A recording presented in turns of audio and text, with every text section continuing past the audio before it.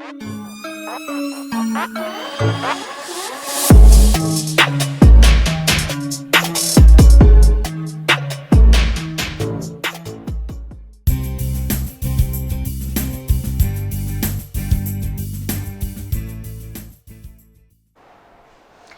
students, in this lecture we are going to discuss about the different types of egg based on the amount of yolk and the distribution of yolk.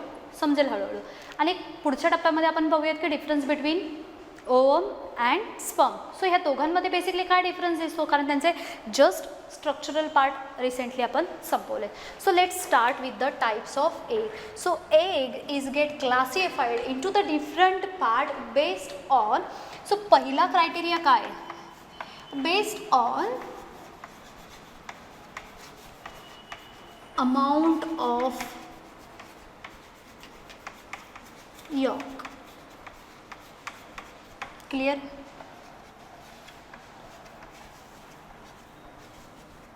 मग याच्या under परत 3 वेगवेगळे त्यांचे type पडलेत. जसं आपण human ओवमला एक term वापरली, मी प्रत्येक लेक्चरमध्ये जेव्हापासून स्टार्ट झाले ती टर्म वापरते. काय होती ती?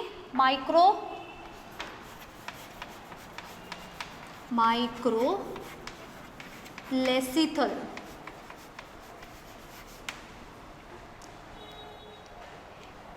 क्रायटेरिया काय आहे? The amount of yolk. यॉकचं प्रमाण कसं आहे त्याच्यानुसार त्या एगचे टाईप पडलेत. सो काही एगला म्हटलं जातं मायक्रोलेसिथल. का बरं? First, it contains very less amount of yolk. Simple. ह्यांच्यामध्ये फार कमी अमाऊंटमध्ये आहे म्हणून मी सांगितलं ना मायक्रो आहे म्हणजे कमी आहे. बरं, मग कुणामध्ये दिसतं? एक्झाम्पल ह्युमन ओवम झाला. दुसरा, second one is it is मेसोलेसिथल.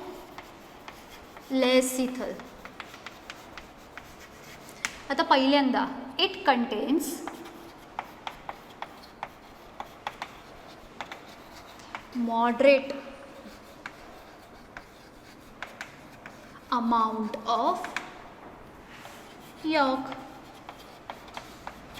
Moderate म्हणजे इंटरमिडिएट फॉर्ममध्ये एक सफिशियंट असा, पण हां अगदी पूर्ण परिपूर्ण नाही, अगदी कंप्लीट डेव्हलपमेंटसाठी नाही, पण इथे फारच कमी होतं ना, ह्याच्यापेक्षा मात्र जास्त अमाऊंटमध्ये यॉक प्रेझेंट असलेलं दिसून येतं.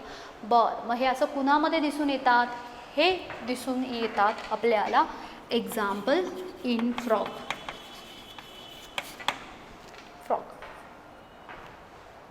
आता जर तुम्ही गोष्ट पाहिली, फ्रॉगमध्ये एक नवीन टर्म आपल्याला अशी दिसते, ती म्हणजे Metamorphosis. Have you heard about this term? Metamorphosis. आता हे मेटामॉर्फोसिस असतात काय?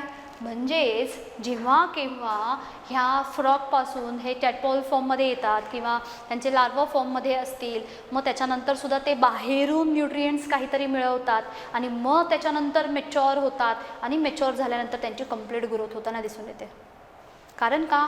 कारण त्यांचे जे एग असतात त्या एगमध्ये सफिशियंट अमाऊंटमध्ये मात्र यॉक प्रेझेंट नाही आहे, एक मॉडरेट अमाऊंटमध्ये आहे, पण ते मात्र त्यांच्यासाठी पुरेसं नसतं.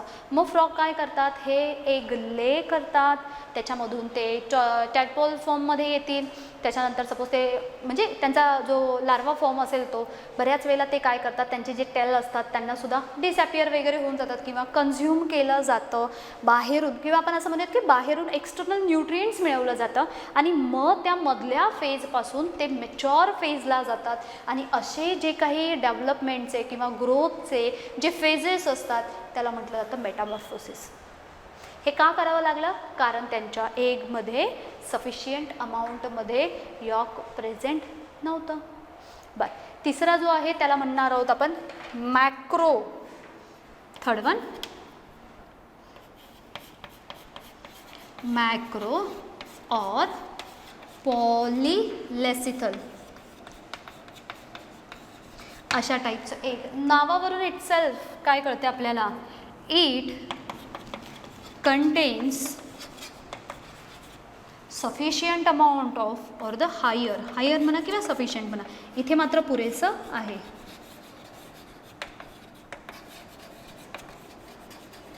Amount of York is present. मग हे कुणामध्ये दिसतात? एक्झाम्पल बर्ड्स असतील, हेन्स असतील. आता ह्यांच्यामध्ये एकदा त्यांनी एग ले केल्यानंतर मग मात्र थ्रूआउट त्यांची embryonic development he within that egg अशीच होते. मग त्या आतमध्ये तो जो एम्ब्रिओ असतो, जसं सपोज आपण हेनच्या एग थ्रू प्रोड्यूस होणारा जो असतो त्याला म्हटलं जातं चिक एम्ब्रिओ.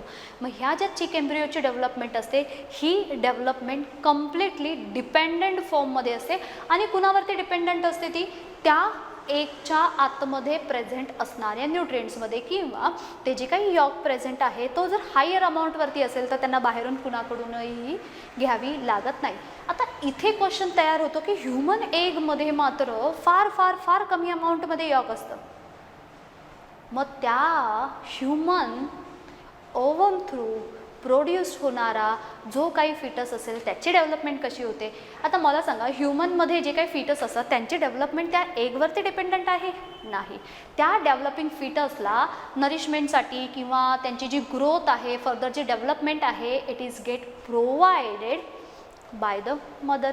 जी काही उम्बिलिकल कॉर्ड असते त्या कॉर्ड थ्रू त्या बेबीला फूड प्रोव्हाइड केलं जातं किंवा ते जे न्यूट्रिएंट्स आहे ते प्रोव्हाइड केलं जातं. म्हणजे इथे त्या एगमध्ये प्रेझेंट असणाऱ्या यॉकवरती डिपेंडन्सी नाही आहे, म्हणून ते फार कमी अमाऊंटमध्ये प्रेझेंट असलं तरी चालेल. तर ते कमी अमाऊंटमध्ये आहे म्हणून त्याला काय केलं जातं? फर्स्ट क्रायटेरिया म्हणजे अशा टाईपचे एग म्हटले जातात. हे समजते? हा झाला आपला फर्स्ट, इट्स अ मायक्रोलेसिथल. दुसरा होता मेसो.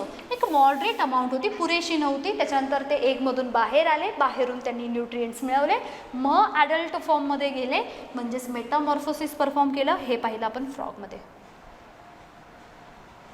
नाव तिसरे जे आहेत त्याला आपण म्हणतोय मॅक्रो ऑर पॉली. पॉली म्हणजे भरपूर, मेनी. मॅक्रो म्हणजे सुद्धा लार्ज. मायक्रो म्हणजे लेस, स्मॉल अमाऊंट. आणि ह्या केसमध्ये मात्र बर्ड्स असतील, हेन्स असतील तर एकदा त्यांनी अंडी दिल्यानंतर त्यांना बाहेर कुणावरती डिपेंडंट राहायला लागत नाही, त्या एगच्या आतमध्ये जेवढं प्रेझेंट आहेत त्याच्यानुसार. So these are the types of egg based on amount of yolk. Now we are going to discuss one more criteria. Second, here will consider the breed based on distribution of yolk. ठीक आहे. दुसरा criteria काय सांगितला आहे? त्या एगमध्ये York distribution कसं आहे, मग त्याच्यानुसार त्यांचे काय क्रायटेरिया पडले ते.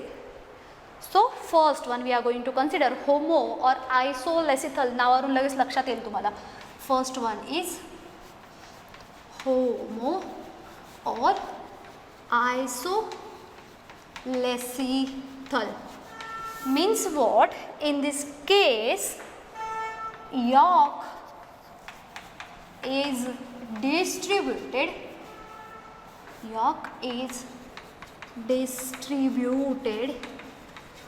uniformly,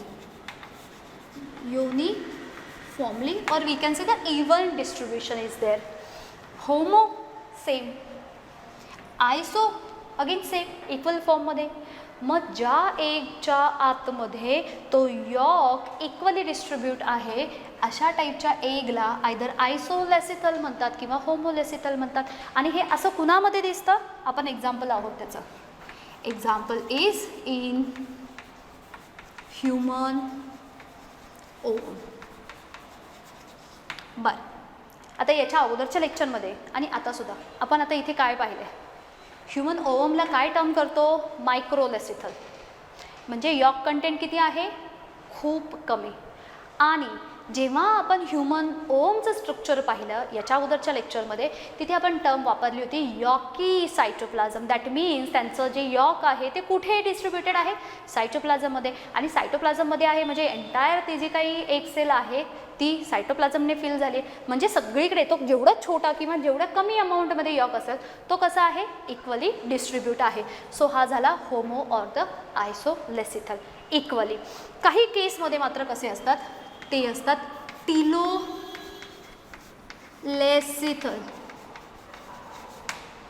नावानुसार कळालं. तुम्हाला माहिती आहे क्रोमोझोमचे टाईप आहेत, ह्या वर्षी आपल्याला स्टडी करायला आहेत. त्याच्यामध्ये एक टाईप असतो टिलोसेंट्रिक, त्याचा जो सेंट्रोमियर असतो तो त्याच्या टेल जवळच्या रिजनकडे जास्त असतो. टेल रिजन असं म्हणूयात किंवा थोडासा बेसल पार्ट असं म्हणूयात. So here in this case yolk is present or is get distributed. Present म्हटलं चालेल, डिस्ट्रीब्युटेड म्हटलं तरी चालेल. Present to the base of egg किंवा म्हणूयात आपण त्यांचा distributed more to the tail region. हे कुणामध्ये दिसतील, एक्झाम्पल इज हेन्स असेल, अदर बर्ड्स असतील. ठीक आहे, इथे बर्ड्स आहेत, हेन्स आहेत, रेप्टाईल्स आहेत, हे सगळे इथे एक्झाम्पल्स, हे सगळे एकमेकांचे बहीण भाऊ अशा फॉर्ममध्ये आपण कन्सिडर करूयात.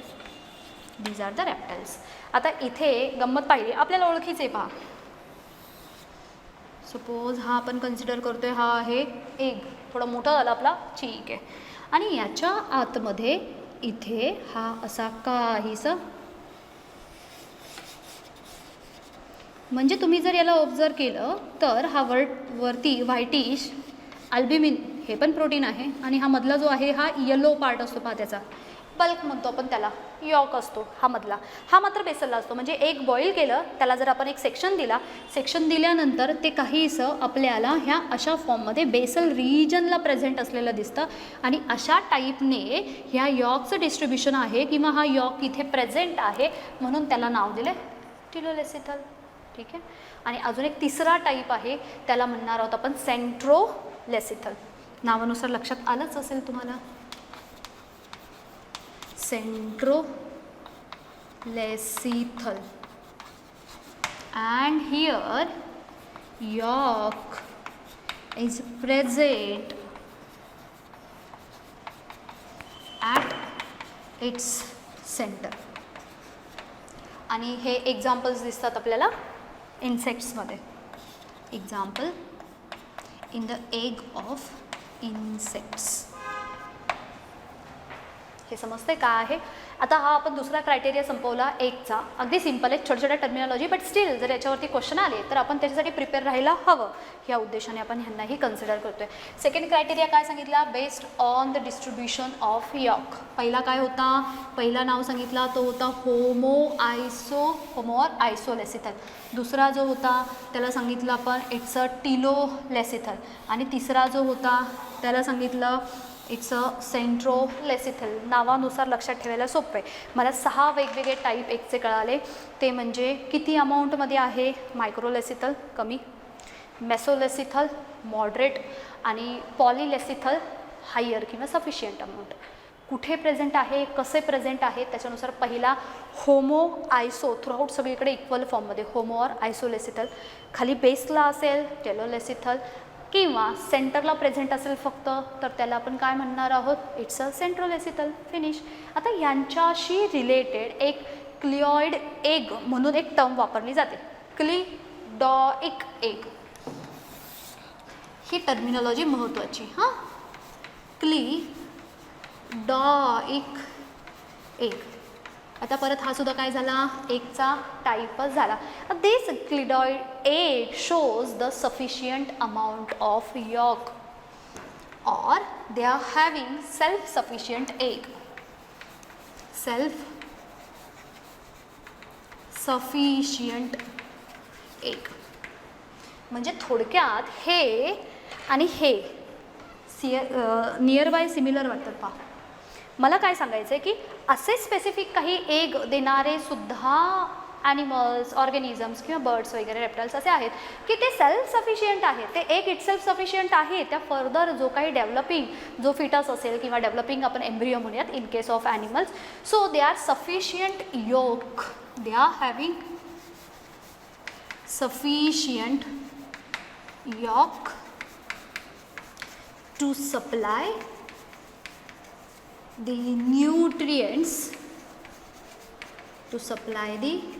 nutrients for the developing embryo, right.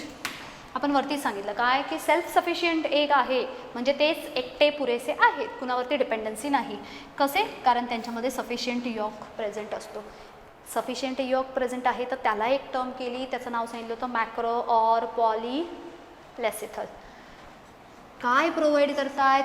Nutrients. कुणाला हवेत ते न्यूट्रिएंट्स? जो काही डेव्हलपिंग एम्ब्रिओ असतो त्यांना मात्र त्यांची रिक्वायरमेंट दिसून येते. एक्झाम्पल्स तर आपल्याला कळालं आहे तिथूनच. एक्झाम्पल्स काय आहेत?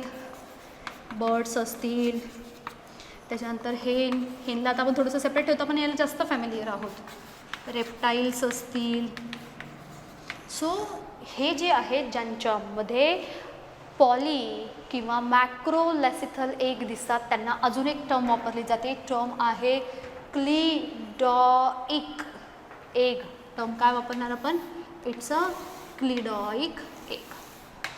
बरं, आता हे जे एग असतात त्यांचं फंक्शनसुद्धा आहे. हे इटसेल्फ न्यूट्रिशन प्रोव्हाइड करतात, हे तर फंक्शन आहेच आहे. म्हणजे काय झालं function? They provides the nutrients for the nourishment. आणि सेकंड आहे they are get covered with the egg shell. So they are having egg shell for the or as a protective covering. Protective covering. आता आपण जेव्हा human ओवमबद्दल बोलत होतो तेव्हा तिथेही आपण एक तिसरा मेम्ब्रेन असा सांगितला की जे काही काय म्हणतो शेल तयार करणाऱ्या ज्या ग्लँड असतात त्यांच्या थ्रू सिक्रेशन होऊन एक लेअर तयार होतो, पण तो लेअर ह्या एगच्या भोवती जेवढा हार्ड किंवा जेवढा सॉलिड रिजिड असा असतो तेवढा नसतो. हे काय करतात? बॉडीच्या बाहेर एग ले करतात. सो त्यांना प्रोटेक्शनची रिक्वायरमेंट जास्त आहे. सो त्या एगच्या भोवती एक आउटर मोस्ट टफ मोस्ट एक कवरिंग असतं जेणेकरून ते इंटरनल जे काही पार्ट असेल किंवा तो डेव्हलपिंग फॉर्म असतो चिक एम्ब्रिओचा त्यांचं प्रोटेक्शन करण्यासाठी मदत करतात. सो याच्यामध्ये आपल्याला एकूण 7 नवीन टर्म गेल्यात. ह्या टर्मला एकदा रिवाईज करूयात, लगेच पुढच्या टॉपिककडे जाऊयात जो आहे difference between the ovum and sperm. छोटा टॉपिक आहे. चला, आपण एकचे टाईप पाहिले. एकच्या टाईपमध्ये आपण 2 क्रायटेरिया पाहिल्या. पहिला based on amount of York. ह्याच्यामध्ये मला पहिला समजला मायक्रोलेसिथल, फार छोटा होता. एक्झाम्पल सांगितलं ह्युमन ओवम. दुसरा होता मेसोलेसिथल म्हणजे मॉडरेट होता, फ्रॉगमध्ये सापडला कारण त्यांना बाहेरून पण न्यूट्रिएंट्स कन्झ्युम करावी लागतात किंवा त्याच्यावरती त्यांची डिपेंडन्सी आहे. आणि तिसरे जे होते ते होते poly or the macrolecithal. Micro, meso आणि मॅक्रो. कमी, मीडियम आणि जास्त अशा 3 फॉर्ममध्ये. त्याच्यानंतर कसं डिस्ट्रीब्यूट झालं आहे? Distribution of that yolk. मग पहिला सांगितला होता तो म्हणजे इक्वल डिस्ट्रीब्युशन होतं, त्यासाठी टर्म वापरली आपण होमो किंवा आयसोलेसिथल. दुसरं सेंटरला होता म्हणून टेलोलेसिथल. आणि तिसरा मात्र सेंटरला प्रेझेंट होता, हा टेल रिजनला प्रेझेंट होता. बेसल रिजनला, हा मात्र सेंट्रलला आहे म्हणून सेंट्रोलेसिथल. सो मायक्रोलेसिथल, मेसोलेसिथल, मॅक्रोलेसिथल. त्याच्यानंतर इक्वल असेल तर होमो और आयसोलेसिथल, खाली असेल तर टिलोलेसिथल, सेंटरला असेल तर सेंट्रोलेसिथल. आणि एक नवीन टर्म गेली ती आहे क्लिडॉइक एग. असे एग जी स्वतःसाठी सफिशियंट आहेत, कुणावरती डिपेंडन्सी नाही, अगदी इझिली कुणावरतीही डिपेंड न राहता ते काय करू शकतात? त्या एगमध्ये डेव्हलप होणारा जो एम्ब्रिओ असेल त्याला न्यूट्रिएंट्स प्रोव्हाइड करतात, प्लस तो कंप्लीट डेव्हलप होईपर्यंत त्यांच्या भोवती एक शेल थ्रू त्यांचं प्रोटेक्शन करत असतात. सो या गेल्या आपल्याला न्यू 7 टर्म्स. आता बोलूयात आपण जे काही आपला डिफरन्स आहे, डिफरन्स बिटवीन कोण पाहतोय आपण? Difference between ovum and sperm. एवढा पार्ट आपण वाईप करूयात. क्वेश्चन येतात कधी कधी, हा पार्ट याच्यामध्ये कसा, हा पार्ट ओवममध्ये कसा. सो त्याच्यासाठी आपण थोडंसं एक डिफरन्शिएटिव्ह स्टडी केला की तुम्हाला लक्षात येईल. अजून तुम्हाला होमवर्क काय असेल? होमवर्क असा असेल की स्पर्मॅटोजेनेसिस आणि oogenesis ह्या प्रोसेसमध्ये नक्की डिफरन्स काय, सिमिलॅरिटीज काय, तुम्ही स्टडी करताना कंपॅरेटिव्ह स्टडी करत चला, जेणेकरून थिंग्स लक्षात राहायला better.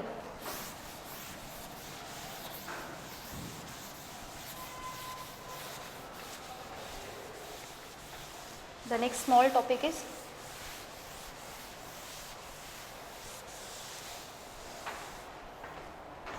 difference between ovum and sperm.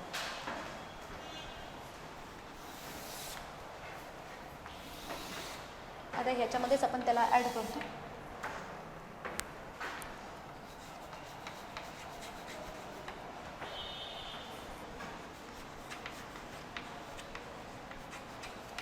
बरं, आता डिफरन्स आपण दोघांमधला पाहतो. डिफरन्शिएटिव्ह पॉईंट कन्सिडर करताना आपल्याला काही त्यांचे पॉईंट्स लागतील किंवा त्यांचे काही मुद्दे लागतील की त्याच्या आधाराने आपण ह्या दोघांमध्ये कंपॅरिझन करून पाहतोय. सो काय करूयात आपण, पहिला पॉईंट आपण असं कन्सिडर करतोय ते म्हणजे त्यांचं structure. Structurally I am not talking about the size किंवा ठीक आहे चला आपण साईजमध्ये सुद्धा पाहूयात, कारण स्ट्रक्चर जर म्हटलं तर मग त्याचा ओव्हरऑल सगळा पार्ट येतो की बाबा सायटोप्लाझम कसं आहे, काय कसं आहे, आपल्याला हे डिफरन्शिएटिव्ह पॉईंट कन्सिडर करायचे. सो स्ट्रक्चर म्हणजे साईज पाहूयात. साईज काय सांगितली होती रे आपण, ओम कशी असते, साईज म्हणूयात किंवा शेप म्हणूयात आपण. बेसिकली शेप काय असतो त्यांचा, स्पेरिकल किंवा rounded.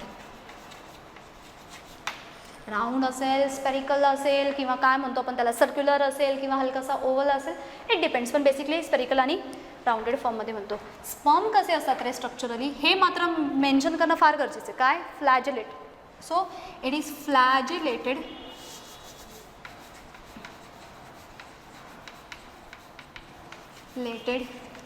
Gamete which has 4 parts. बरं, 4 पार्ट कोणते आहेत लक्षात आहेत आपल्या, येस. पहिला होता हेड रिजन, सेकंड वन हलकेसे नॅरो डिप्रेशन आले होते तिथे पहा, त्याला नाव दिलं होतं नेक रिजन. तिसरा तो म्हणजे मिडल पीस, जिथे आपल्याला मायटोकॉन्ड्रिया प्रेझेंट असलेल्या दिसल्या. आणि शेवटचा तो म्हणजे त्यांचा टेल रिजन. आता याचं स्ट्रक्चर कसं आहे हे म्हणजे त्याला स्पायरल फॉर्ममध्ये कन्सिडर करतात, कारण सर्वात इम्पॉर्टंट स्ट्रक्चरल पार्ट त्यांना कोणता आहे, तो म्हणजे फ्लॅजिला प्रेझेंट आहे. सो आपल्याला त्यांचा स्ट्रक्चर पार्ट काय की स्ट्रक्चरली कसे आहेत ते बोलीत आपण त्यांच्या न्यूक्लियसबद्दल. So the second point is nucleus. आता हे डिफरन्शिएशन आपण घेतोय म्हणजे याच्यासाठी आपल्या माइंडमध्ये ओमचं एक स्ट्रक्चर आणि स्पर्मचं एक स्ट्रक्चर हे दोन्ही पण असे बाजूबाजूला असले पाहिजेत आणि त्याच्या अकॉर्डिंग आपण काय करतोय, कंपॅरिझन करून त्याला पुढे कन्सिडर करतोय. न्यूक्लियस, आता ह्यांचं जे न्यूक्लियस आहे हे मात्र it is present bloated in the nucleoplasm. काय सांगितलं आहे, nucleus is present bloated in nucleoplasm and it is known as germinal vesicle. पाहिलं आपण हे. आता न्यूक्लियस प्रेझेंट आहे त्या न्यूक्लियोप्लाझमवरती तरंगताना दिसतं म्हणजे ब्लोटेड फॉर्ममध्ये आहे, असंच आहे एवढं फक्त ते. किंवा फक्त काय लक्षात ठेवू शकतो आपण, त्या न्यूक्लियसला नाव काय आहे, जर्मिनल वेसिकल. असं आठवते स्पर्म सेलमध्ये आपल्याला कुठे न्यूक्लियस दिसला होता, आठवा बरं. आपण असं सांगितलं होतं की जेव्हा स्पर्मॅटिड undergoes the spermiogenesis, there is a condensation in cytoplasm as well as the nucleus. So nucleus काय होतात, कंडेन्स्ड होतात. आपण असं सांगितलं होतं, the changes which takes place during the conversion or the formation of from that spermatids to the sperm. So तिथे आपल्याला हा पॉईंट गेला होता.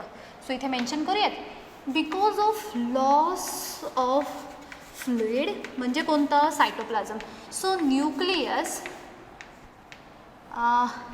हे कसं झालं आहे, condensed. Nucleus is get condensed with very less cytoplasm किंवा म्हणजे नो सायटोप्लाझम, जवळजवळ नसल्यासारखं असतं त्यांच्यामध्ये. ठीक आहे, दे सायटोप्लाझम नाही, न्यूक्लियोप्लाझम, सॉरी, सेलच्या आतमधला सायटोप्लाझम. आणि व्हेरी लेस म्हटलं किंवा नाही म्हटलं तरी चालेल, व्हेरी लेस ऑर नो न्यूक्लियोप्लाझम. न्यूक्लियोप्लाझम असण्याचा प्रश्नच नाही आहे, न्यूक्लियोप्लाझम. बरं, त्याच्यानंतर आपण जेव्हा खालच्या पार्टकडे आलो म्हणजेच पुढच्या पार्टकडे आलो, नेक रिजन झाला. आता मिडल पीसमध्ये काय दिसले होते आपल्याला, mitochondria, right. So third one mitochondria. नाव the mitochondria are present in human ovum but they are get scattered. So basically they are scattered in the cytoplasm. Present असतात पण ते असे सगळीकडे डिस्ट्रीब्युटेड फॉर्ममध्ये असतात, विखुरलेले. आता ह्या केसमध्ये ribbon like or we can say the spiral mitochondria present, आणि त्याला एक स्पेसिफिक नाव होतं ज्याच्यावरती MCQ विचारला जातो, तो होता नेबँकर.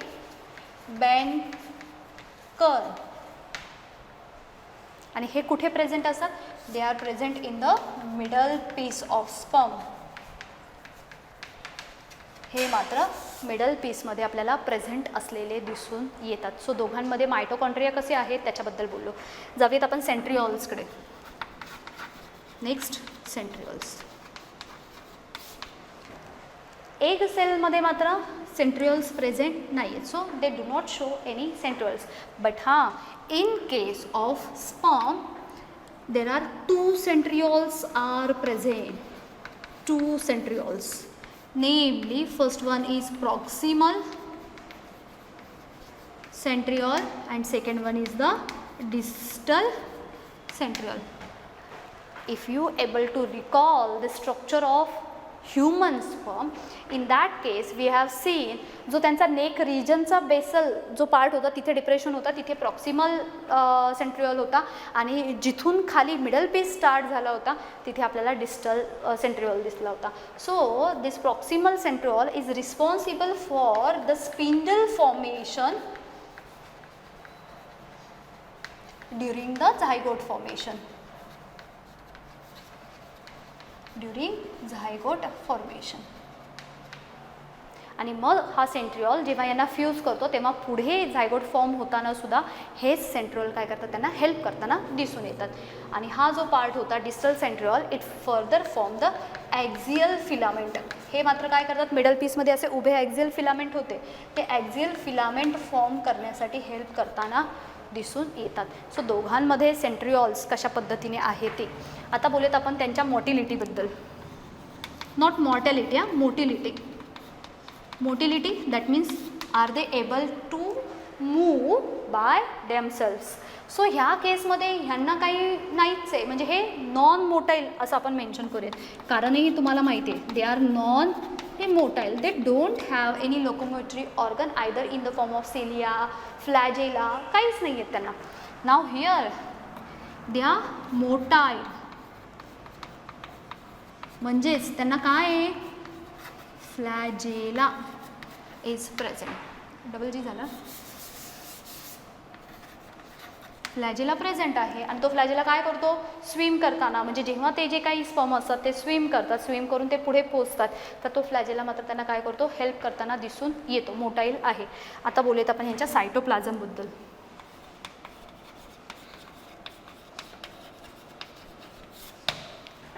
जेव्हा आपण ह्युमन ओवमचं स्ट्रक्चर पाहिलं, दे are having maximum, I am talking about the maximum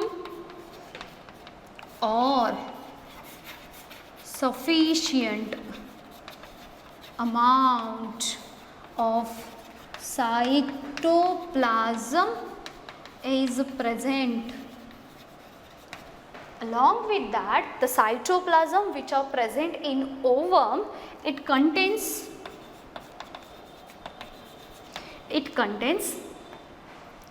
very cell organelles.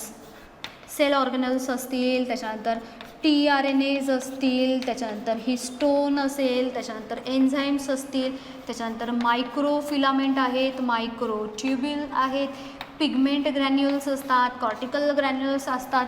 म्हणजे आता हे जर तुम्हाला स्ट्रक्चर रिकॉल करता येत असेल ह्युमन ओवमचं, so cytoplasm is get divided into the 2 part. First cytoplasm which is present outer most layer, जो एक आउटर मोस्ट लेअर तयार करतात ते, त्याला नाव दिलं होतं एक्झोप्लाझम और एक कॉर्टेक्स, जो लेस डेन्स होता आणि ट्रान्सपरंट होता. त्याच्यामध्ये काय काय सापडले आपल्याला, मायक्रो फायबर, मायक्रोट्युब्युल, काही सर्टन पिगमेंट ग्रॅन्युल्स असतात, किंवा आपल्याला कॉर्टिकलचे ग्रॅन्युल्स प्रेझेंट असलेले दिसतात. आणि त्याच्या आतमध्ये जो सायटोप्लाझम प्रेझेंट होता त्याला नाव दिलं होतं, जो थिक होता, ओपेक होता, त्याचं नाव endoplasm or we can say ooplazm. It contains various cell organelles. मग याच्यामध्ये काय काय दिसतात, त्याच्यामध्ये एंडोप्लाझ्मिक रेटिक्युलम दिसतात, गॉल्जी बॉडीज आहे किंवा आपले मायटोकॉन्ड्रिया तर सांगितले आपण खूप सारे आहेत आणि स्कॅटर्ड फॉर्ममध्ये. सो सायटोप्लाझम ओवमच्या फॉर्ममध्ये कसं दिसतं. इथे जर पाहिलं तर सायटोप्लाझम इज व्हेरी लेस. इथे सांगितलं आपण, इथे त्यांनी काय केलं होतं, इथे त्यांचा न्यूक्लियस असतो तो पार्टसुद्धा काय झाला होता, कंडेन्स झाला होता. सायटोप्लाझमसुद्धा कंडेन्स होतं. So cytoplasm is very less and present only in tail region. टेलचा जो छोटासा पार्ट होता, खालचा पार्ट जो होता ना, खूप सारा स्पायरल फॉर्म, त्याच्यामध्ये अगदी छोट्याशा पार्टमध्ये सायटोप्लाझम प्रेझेंट होतं. सो तिथे सायटोप्लाझमचं जे काही कंटेंट आहे तो फारच कमी आहे आणि ह्या केसमध्ये मात्र सायटोप्लाझम बऱ्याचशा फॉर्ममध्ये प्रेझेंट असलेलं दिसतं. आणि एक शेवटचा आपण त्यांचा पॉईंट कन्सिडर करूयात, तो आहे त्यांच्या मेम्ब्रेनला बोलूयात. Next one is about their membrane. Now, in case of human ovum, it contains the 3 different membrane, or in another words, human ovum is get covered or bounded by the 3 egg envelopes. Out of that, the innermost one is vitello membrane. Second one is zona pellucida, and the third one is corona radiata. चला recall करूयात आपण. व्हायचुलो membrane हा त्या ओवमने itself secret करून तयार झालेला असतो, thin असतो, ट्रान्सपरंट असतो. Zona pellucida secreted by the follicular cells. Middle आहे हा कंपॅरेटिव्हली थिक असतो, ट्रान्सपरंट आहे पण हा नॉन सेल्युलर असतो. आणि कोरोना रेडिएटा मिडललाच आहे, थिक आहे, ट्रान्सपरंट आहे, but the characteristic is corona radiata is formed by follicular cell, whereas zona pellucida it is get secreted by the follicular cell. In case of sperm, they are having plasma membrane, only single plasma membrane throughout the sperm structure. So it contains the plasma membrane. ह्यांच्यामध्ये मात्र आपल्याला plasma membrane present असलेला दिसून येतो. Now these are the differences among male gamete and female gamete as well as they are showing certain similarities also. मग आता ह्यांच्यामध्ये similarities काय आहेत एकदा त्याला पाहूयात. सिमिलॅरिटीज म्हणजे काय काय सेम दाखवतात ते म्हणजे फर्स्ट, दोन्ही पण it get produced through meiosis. म्हणजे तिसरी जी फेज असते ना मिओसिस थ्रू, याच्या थ्रू ते फायनल मेल आणि फिमेल गॅमेटला पोचतात. अगेन जर थोडंसं तुम्ही मागचा पार्ट जर परत एकदा रिवाईज केला तर याच्यामध्ये आपण अशा 3 स्टेप पाहिल्या त्या ओजेनेसिसमध्ये, मल्टिप्लिकेशन, ग्रोथ आणि मॅच्युरेशन. इकडे सुद्धा सेम होती, मल्टिप्लिकेशन, मॅच्युरेशन, ग्रोथ आणि मॅच्युरेशन. सो जेव्हा मिओसिस परफॉर्म होईल तेव्हा जाऊन हे जे काही डिप्लॉईड होते ना अगोदर त्यांचे प्रायमरी ओसाइट्स असतील किंवा आपण इकडे कन्सिडर केले होते प्रायमरी स्पर्मॅटोसाइट्स असतील, it get undergoes the meiotic division and further from the haploid gametes. So दोन्हीचे दोन्ही पण कसे आहेत, हे हॅप्लॉईड आहेत, असणारच ना, नो डाऊट हॅप्लॉईड आहेत. Both help in sexual reproduction. दोन्ही पण काय करतात, सेक्शुअल रिप्रोडक्शनसाठी मदत करतात. And they bring the same number of chromosome, same number of chromosomes. ह्या झाल्या त्यांच्यामधल्या सिमिलॅरिटीज. एक थोडेसे काही पार्ट तुमच्याशी डिस्कस करायचे आहेत आणि ते असे आहेत महत्त्वाचे. इथेच आपण काय करूयात, हे दोन्ही पण पार्ट इथे दाखवायचा प्रयत्न करतो. ठीक आहे, आता हे थोडंसं काय करतो आपण त्याला रिवाईज करतोय. इथे सांगितलं होतं स्पर्मॅटोजेनेसिस, आपण पाहिला होता तो, आणि इथे पाहतोय आपण ओजेनेसिस. स्पर्मॅटोजेनेसिसमध्ये एक सिंगल जी होती, ह्याचे परत काय झाले होते, 2 फॉर्म झाले, ह्याचे परत काय झाले होते, 4 फॉर्म झाले होते. ह्याच्यापैकी आपण टाईप ए आणि टाईप बी असे स्पर्मॅटोगोनिया तयार केले होते. एकच जो होता तो फर्दर काय झाला, ग्रो झाला. ग्रो होऊन परत एकदा त्यांचं आपल्याला काय दिसतं, मिओसिस 1 आणि मिओसिस 2. सो हे झालं मिओसिस 1 आणि हे झालं मिओसिस 2. हे खाली इथे हे जे तयार झालेत हे कोण आहेत माहिती आहे, हे स्पर्मॅटिड होते. हे स्पर्मॅटिड स्पर्मिओजेनेसिसमध्ये गेले आणि आता तयार झाले स्पर्म. म्हणजे मला सांगायचं हे आहे की in spermatogenesis from the single primordial or the primary follicular cell there is a formation of or it get result into the 4 different male gamete. 4 sperm तयार होतात, एकापासून 4. ह्याच्यावरती MCQ येतो. आता इकडे oogenesisमध्ये oogenesisमध्ये प्रायमरी जर्मिनल सेल घेतली आपण, त्याच्यानंतर ॲज युज्युअल ती सुद्धा काय झाली. हे स्टडी करताना आपण अशा पद्धतीने माइंडमध्ये लगेच पाहणार किंवा MCQ आला तर एक रफ पेजवरती आपण अकॉर्डिंगली यांचं कॅल्क्युलेशन करून पाहणार, जेणेकरून आपला ऑप्शन तिथे मिस होणार नाही.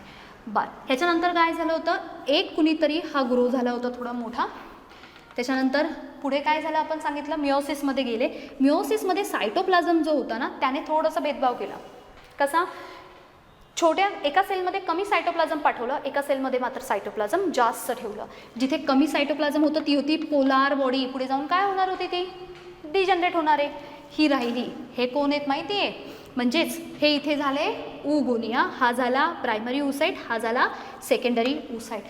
इथपर्यंत येऊन ही स्टेज थांबलेली असते. हा सेकंडरी oocyte आहे. इथून पुढचा टप्पा केव्हा होईल, तेव्हाच होईल जेव्हा स्पर्म एंट्री करेल. मग मात्र आता हे घाईने कामाला लागतात. म्हणजेच काय करतात, it triggered or it functionally it becomes functional and enters in to the meiosis 2. Meiosis 2 झाला की परत एकदा इथे स्मॉल आणि इथे मात्र काय झाले, मोठे तयार झाले. आणि मग ही झाली प्रायमरी पोलर बॉडी, ही झाली सेकंडरी पोलर बॉडी. ही पण डिस्ट्रॉय होते, म्हणजे डिजनरेट होते. पोलर बॉडी ह्या शक्यतो डिजनरेट होऊन जातात. सेकंडरी oocyteपासून मात्र आता तयार झालेला असतो ootid. मग मला सांगा, एका प्रायमरी जर्मिनल सेल पासून oogenesisमध्ये किती एग और ओवम तयार होतात, एक. इथे एकापासून 4 स्पर्म तयार झाले, इथे एकापासून एक एग सेल तयार झाले. आणि म्हणून नेहमी स्पर्म हे काउंटमध्ये फार नंबर ऑफ असतात. आणि आपण सांगितलं कितीतरी मिलियन्स ऑफ स्पर्म एका इजॅक्युलेशन थ्रू तिथे काय म्हणतो आपण तिथे पोचलेले दिसतात आपल्याला. म्हणजे एका इजॅक्युलेशनमध्ये इतके सारे स्पर्म असतात की जिथे एका प्रायमरी जर्मिनल सेलपासून फक्त एकच ootid किंवा एक ओवम तयार झालेला दिसून येतो. हा पार्ट समजला. हे 2 जर समजून घ्यायचे असतील तर पटकन काय करणार आपण, ही जी काय आपली एग आहे, त्याच्यानंतर हा झाला व्हायटेलाइन मेम्ब्रेन, त्याच्यानंतर त्याच्या भोवती अजून एक लेअर झाला, हा झाला आपला झोना पेलिसिडा, त्याच्यानंतर त्याच्या भोवती अजून हे असे खूप सारे फॉलिक्युलर सेलपासून तयार झालेला जो पार्ट होता, त्याला आपण नॉमेनक्लेचर दिलं होतं, तो होता हा जो असेल तो. हा थोडा रेडियली फॉर्ममध्ये होता म्हणून त्याचं नाव होतं कोरोना रेडिएटा. 1 2 3 मेम्ब्रेन झाले. मग ह्याच्या आतमध्ये न्यूक्लियस कसं आहे, सायटोप्लाझम कसे डिवाइड केलेले आहेत, मायटोकॉन्ड्रिया, अदर बॉडीज कुठे आहेत, स्ट्रक्चर कसं आहे, मोटल नाही मोटल, हे सर्व संपूर्ण पाठ ही एक डायग्राम समजली की संपला.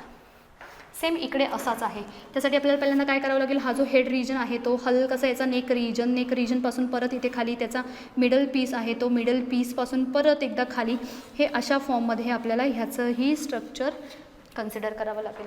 मग हा वरचा जो पार्ट होता ह्याला नाव दिलं होतं आपण हेड. हा छोटासा मधला पार्ट होता, हा होता नेक. हा पार्ट होता, हा होता मिडल पीस नॉट MP. आणि हा खालचा संपूर्ण पार्ट होता, हा होता टेल.